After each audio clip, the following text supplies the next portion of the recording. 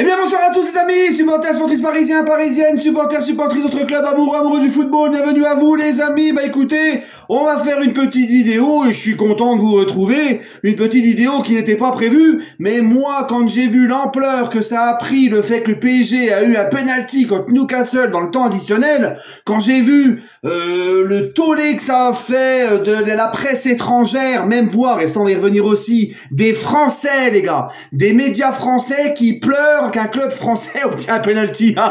C'est incroyable. Bref, hein, bienvenue en France, pays de footix. Quand j'ai vu tout ça, moi j'ai l'impression, tu sais que, mais tu sais, le PSG a tué quelqu'un. C'est un truc de fou. Donc quand c'est le PSG, en fait, les gens, mais qu'est-ce qui vous a fait le PSG? C'est un truc de fou. Bref, alors, puisque tout le monde pleure sur ce penalty, soi-disant volé du Paris Saint-Germain, là, on va lire un article de RMC Sport qui est très intéressant sur ce que dit la règle par rapport à cette main et pourquoi le penalty du PSG a été accordé. Enfin, pourquoi le penalty a été accordé au PSG. Donc, on va d'abord lire la règle et ensuite, on parlera. D'accord? Donc, que dit le règlement de l'IFAB, International Football Association Board, hein, à ce sujet? L'instance qui détermine les lois du jeu les fait régulièrement évoluer. Il faut donc prendre en compte les dernières mises à jour du règlement. Donc, avant d'ouvrir votre clap merde, il faut les tenir en compte des mises à jour. Donc, on va tenir en compte des mises à jour. Donc, il faut donc prendre en compte certaines préconisations valables les saisons précédentes ne le sont plus forcément aujourd'hui, d'où parfois une certaine confusion, même chez les observateurs les plus assidus, dont ceux qui ouvrent beaucoup leur bouche. Concernant les fautes de main, les lois du jeu 2023-2024 ne tiennent pas compte du fait que le ballon ait touché une autre partie du corps ayant heurté la main d'un joueur. Cette notion n'apparaît pas dans le règlement actuel. La position du bras jugée en fonction du mouvement du corps. Une main peut être sifflée contre un joueur dans deux situations. La première, s'il touche délibérément le ballon du bras ou de la main, par exemple avec mouvement du bras ou de la main vers le ballon, ça ne semble pas être le cas de Livramento sur le centre de Dembélé.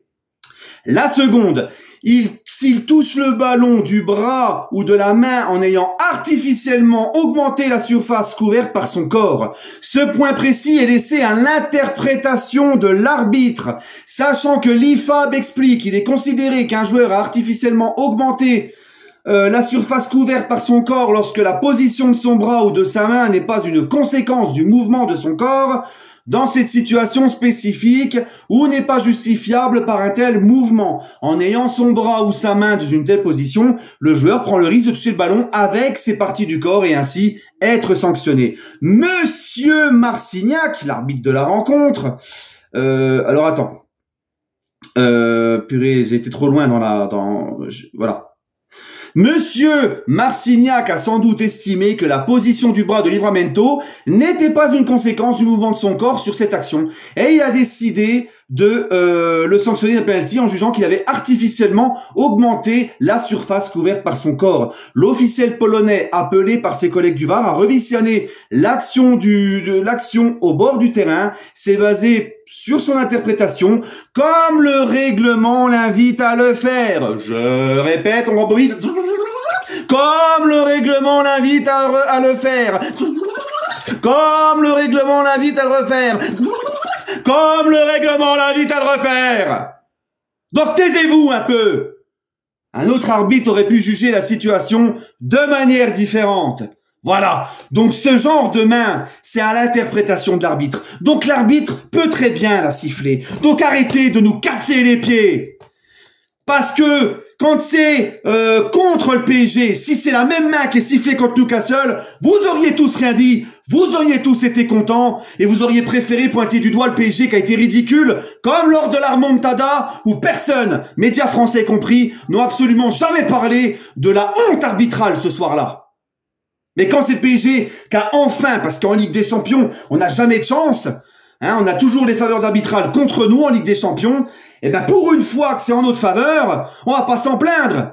Hein, les Madrilènes, les Barcelonais, la presse espagnole, mais quelle honte, qui s'indigne de ça, qui parle de ça, mais vous avez pas honte, quand c'est le Real ou le Barça qui obtiennent des pénaltys très généreux, que ça va dans leur sens, et faveurs arbitrales comme très souvent, eh ben, vous êtes contents, vous ne dites rien, ça vous arrange. eh ben alors fermez-la. Parce que s'il y a bien un pays qui n'a pas le droit d'ouvrir sa gueule sur ça, c'est les Espagnols, croyez-moi. Parce qu'on connaît tous l'arbitrage maison du Barça, l'arbitrage maison du Real. Combien de fois ces clubs-là ont été sauvés d'un traquenard grâce à des pénaltys plus que litigieux, que quand c'était l'adversaire de ces clubs-là qui subissait les mêmes trucs, il n'y avait jamais pénaux par contre. Donc taisez-vous.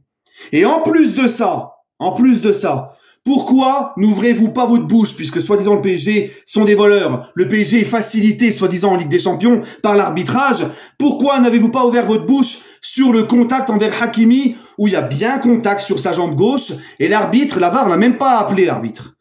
La main à la 72e minute, où l'arbitre ne siffle pas, la VAR n'a même pas appelé l'arbitre, sur une main qui est encore plus flagrante que celle-ci, et bien plus claire. Là, on ne vous a pas entendu parler, donc arrêtez. Parce que juste avant, on nous enlève deux potentiels pénaltys.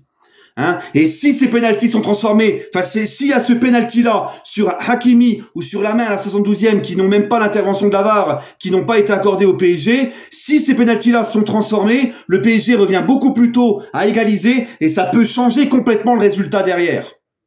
D'accord? Donc arrêtez un peu de chouiner tout le temps quand c'est le Paris Saint-Germain à venir pleurer, vous indigner. Et moi, c'est un truc de fou quand même, les amis. Ceux que j'ai vu pleurer, alors encore les Anglais, je peux comprendre.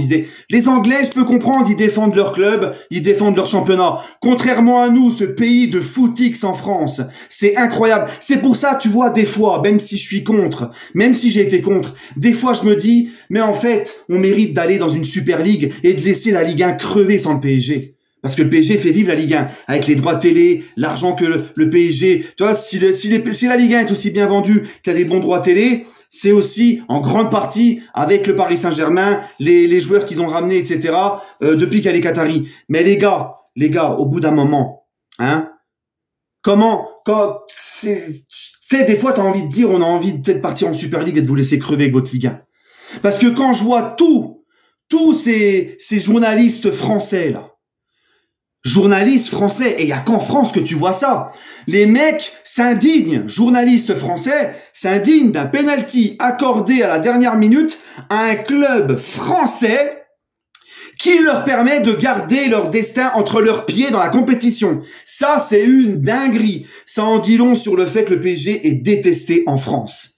C'est un truc de fou. Luis Fernandez le disait déjà à son époque, le PSG dérange. Alors imagine maintenant, avec les méchants Qataris, l'argent, hein, les bédouins qui n'étaient rien avant et qui maintenant sont très riches, hein, parce que ça aussi, ça en dérange beaucoup en France, hein, que ça soit des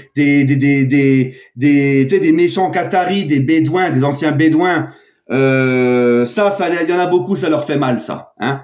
Donc voilà, non mais franchement, c'est un truc de fou. Et je ne supporte plus toute cette hypocrisie, je ne supporte plus ce deux poids deux mesures, parce que je suis sûr et certain, j'en mettrai ma main à couper, que si c'est le Racing Club de Lens qu'obtient un penalty, le même penalty dans un match décisif qui les permet de garder leur destin entre les mains et de s'en sortir, aucun club français n'aurait déploré ça. C'est juste parce que c'est le PSG toujours et encore. Mais c'est pas grave, nous on se nourrit de votre haine.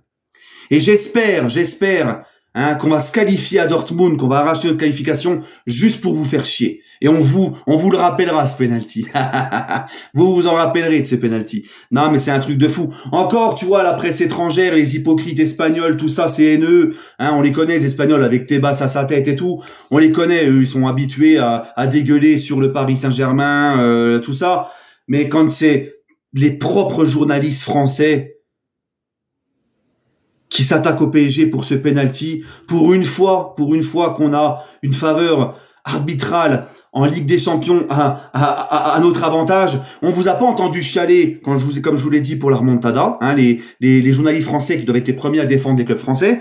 On vous a pas entendu chialer sur la main de Kimpembe à l'époque qui était beaucoup moins flagrante que celle-là contre Manchester, d'accord? Donc au bout d'un moment, faut arrêter. Voilà. Bref, c'est tout ce que j'avais à dire sur ce match. Je pense même, je sais même plus si je l'ai dit, mais c'est pas grave, si je l'ai déjà dit, c'est pas grave. Ça aurait été contre le PSG, cette main, la même main d'un Parisien et un penalty en faveur de Newcastle, personne n'aurait rien dit. Personne. D'accord? Donc voilà. Bref, les amis, sur ce, on se retrouvera samedi pour l'avant-match de l'EAF-PSG qui aura lieu dimanche. D'accord. Hier, pour ceux qui ne l'ont pas vu, j'étais en live avec les chroniques de l'Atlas. On est revenu sur PSG Newcastle et tout. Le chronique de l'Atlas, c'est un frérot sur les réseaux qui parle de foot, tout ça. Il est sur TikTok, il est sur Twitch, tout ça. Donc, il y a la rediffusion disponible sur ma chaîne. Et encore une fois, je le remercie d'être venu. Et aussi, les gars, pour vous dire que je recherche un supporter du Havre pour me faire la vidéo d'avant-match, son ressenti pour le match de dimanche. Donc, je lance l'appel. Je vais le faire aussi sur mes réseaux. Je cherche un supporter havrais. S'il peut me faire une petite vidéo, qui me contacte en privé sur mon Instagram ou mon Twitter, pour me faire la petite vidéo d'avant-match. Voilà les amis, prenez soin de vous et allez Paris.